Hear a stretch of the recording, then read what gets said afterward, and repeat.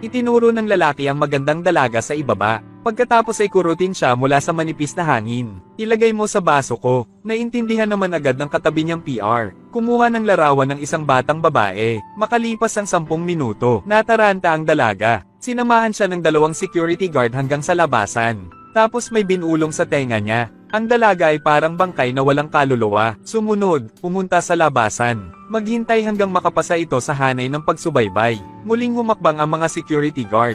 Hilahin siya palabas ng club. Pagkadating sa designated hotel, ginagawa ulit ito ng mga security guard. At bigyan siya ng room card. Mag-isang pumasok sa hotel ang masunerang dalaga. Pagkatapos ay pasuray-suray na iniswipe ang card at pumasok sa kwarto. Hanggang sa humiga na ako ay tuluyan na akong nakatulog. Ngayon ay naiintindihan na ni Dougie. No wonder maraming bituin. Ang mga mayayaman ay handang gumastos ng maraming pera. What a heartless act behind the scenes. Napakabilis. Natanggap ng bituin ang balita. Maligayang pagdating sa hotel. Punta lang at share sa group. Naghihintay ng susunod na pagkain. Pero ngayon, siguradong madidismaya siya. Kung kailan hindi ko mapigil ang magmadali. Biglang may kumatok sa pinto. Hintayin mong buksan niya ang pinto. Bati ni Dougie sa kanya. Isang sipa ng walang katapusang galit. Sipain siya sa lugar. Pagkatapos noon ay nagbihis na ng panlinis ang 2 miyembro ng grupo. Masaya siyang inilagay sa stroller. Maghintay hanggang magising siyang muli. Dinala sa isang pabrika ng scrap ng kotse. Binuksan ko lang ang aking mga mata at nakita ko ang ilang tonelada. Bumagsak ang mabigat na martilyo. Sa sobrang takot niya ay hindi niya napigilan ang sarili sa lugar. Umiiyak at nagmamakaawa na pakawalan siya. Ngunit ang susunod na 2 martilyo ay dahan-dahan. Gumalaw sa kanyang ulo. Huwag kang pumunta dito. Pagkatapos ay nalaman ito sa pamamagitan ng pagsuri sa kanyang cellphone. Araw-araw nangyayari ang mga ganitong bagay. Hindi mabilang na VIP receptionist. Samantalang itong mga biktimang babae. Pagkagising, tumawag sila ng pulis. Ngunit dahil sa espesyal na surveillance video na iniwan ng club, dagdag pa ang relasyon nila sa pulis. Tapos na ang kaso. Kahit ilang girls na hindi sumusuko ay ganun pa rin. Inakusahan ng paninirang puri. Galit na galit ang mga miyembro ng team kaya hindi nila agad nagawa. Talunin mo sila, paglabas ng puot. Ngunit wala pang tunay na patunay. Iilan lang sa kanila, walang paraan para masira ang relasyong ito. Isang komplikadong madilim na korporasyon. Saglit lang nakapag-isip si Dougie, pabayaan muna sila sa ngayon.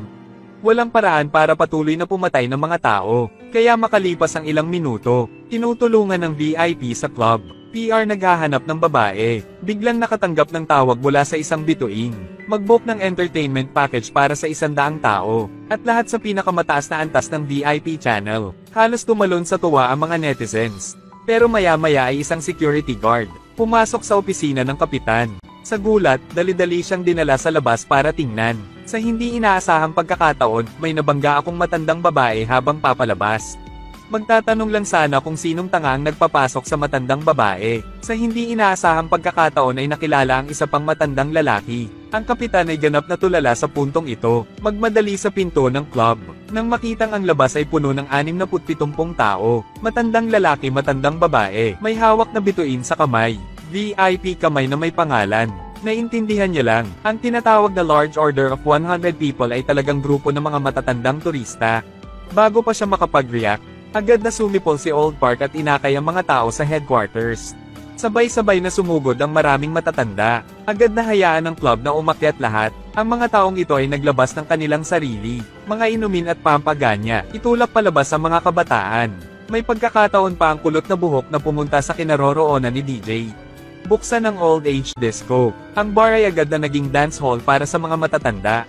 Lahat ng matatanda ay may hawak na ginseng wine. Malaking health party sa dance floor. Narinig ng mga kasambahay ang galaw ng guro at napatakbo sila. Natulala sa eksenang nasa harapan mo. Kagad na utusan ng lahat na magsara ng maaga. Pero kahit ganun, naglalaro pa rin ang mga matatanda hanggang hitang gabi. Ginulo rin nila ang clubhouse. Galit na pinagalitan ng manager ang 2 namamahala. Agad na humiling na suspindihin ang negosyo para sa pagwawasto. Muling pagdidisenyo ng sistema ng appointment. At hilingin sa kanila na mag-book kagad ng appointment ng mga bituin na inilagay sa responsibilidad. Makalipas ang ilang araw, muling tinawag si Dougie sa club. Ihagis sa kanya ang isang pares ng guwantes na goma. Hayaan mo siyang tumulong sa paglilinis. Pero pagpasok ko sa sala, nadiskubre ko, may dugo sa lahat ng dako. Gumagamit ng espesyal na gamot ang mga security guard para tanggalin ang ebidensya.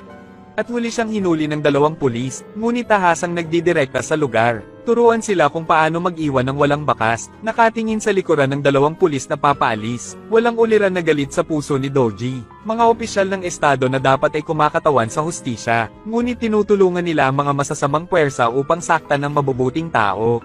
Mas poot kaysa sa mga demonyong walang konsensya, ngunit huli na para isipin ito. Pinatawag si Dogi sa opisina ng direktor. Mukhang sineseryoso siya ng manager. Huwag mo lang siyang buhusan ng alak, magiliw din niyang bati, magtanong tungkol sa trabaho. Dito, maaari lamang tanggapin ni Dogi ang pagkukunwari. Makalipas ang 1 segundo, nahihilo bigla ang isip ko. Pagkatapos ay nakita ang manager na kumuha ng video. Siya mismo ay nanggaling sa istasyon ng pulisya kasama ang reporter. Surveillance footage kapag lalabas. Noon lang namalaya ni Dogi na nalantad na pala siya. Ngunit ngayon isipin ang tungkol sa paglaban.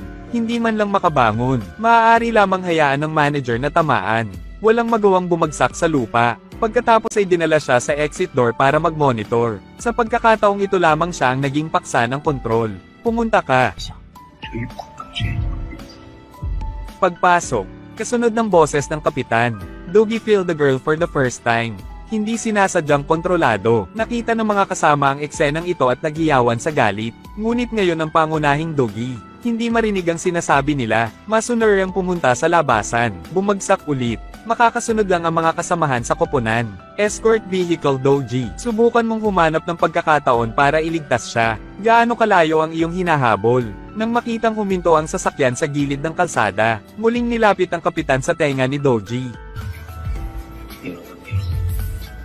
Bumaba ng bus at tumawid sa kalsada. May kasamang ngiti. Buti na lang at nakita ng mga kasamahan si Dogi na papunta sa gilid ng kalsada.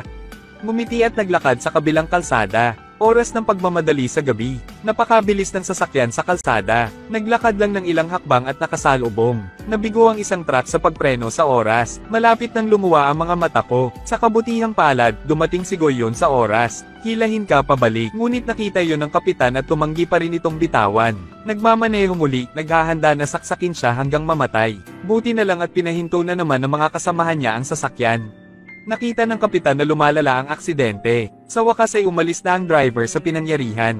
Nang magising si Dogi, nasa ospital na siya. Sinabi sa kanya ni Goyon na siya ay nakoma buong araw.